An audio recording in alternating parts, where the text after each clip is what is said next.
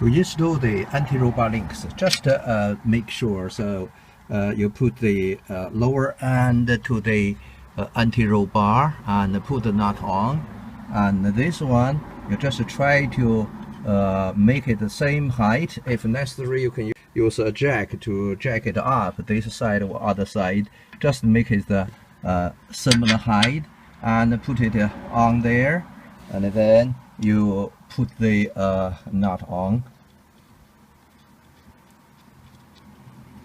And again, when tighten it, you need a spanner behind this, and you need a socket in front of this.